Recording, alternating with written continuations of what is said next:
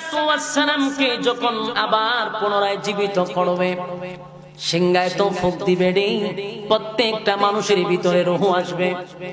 এবার জিবরাইল আলাইহিস সালাতু ওয়াস সালামকে আবার জীবিত করা হবে, কারণ জিবরাইল আলাইহিস সালাতু ওয়াস সালামের দায়িত্ব হলো হাশরের মাঠে আমার নবীকে সর্বপ্রথম দাঁড় করাবে। সুবহানাল্লাহ। জিবরাইল, হাশরের মাঠে আমার বন্ধুকে সবার আগে দাঁড় করাতে হবে। একটা কথা ইয়াদ রাখবেন, হাশরের মাঠে সবাই কিন্তু দাঁড়াবে উলঙ্গ অবস্থায়। হাশরের মাঠে মানুষগুলি দাঁড়াবে উলঙ্গ অবস্থায়, কারো পিছনে কারো শরীরে কোনো কাপড় থাকবে না, সবাই থাকবে উলঙ্গ।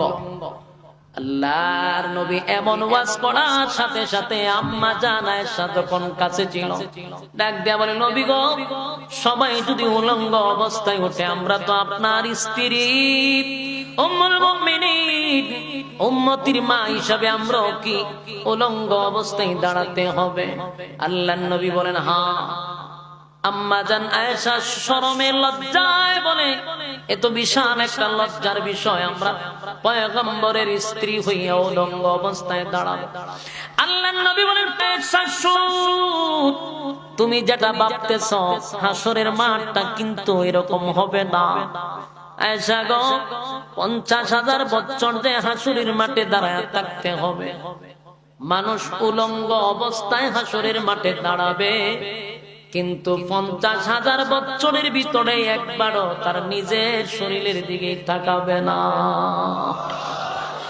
এটা এত একটা ভয়ানক, হাশরের মাঠ এত ভয়ানক, নিজের শরীরের দিকে 50,000 বছরের ভিতরে একবার তাকাবে না, অন্য মানুষের দিকে তাকাবে কখন? সেদিন কেউ কারো দিকে তাকাইবার সময় নাই, উপরের দিকে তাকায়া থাকবে, ভয়ে আতঙ্কে মানুষের কলিজা বাহির হয়ে যাবে, সেদিন কারো দিকে তাকাবার সময় নাই।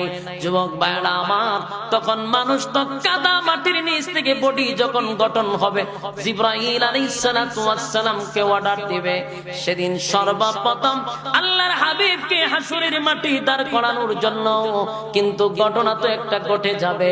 জিবরাইল পাগল পাগল হইয়া নবীর রওজা তালাশ করবে, যেই নবীর কাছে জিবরাইল 24,000 বার আসছে,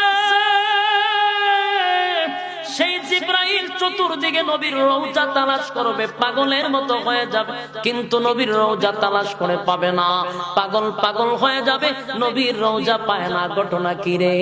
নবীর রওজা কোথায় গেল?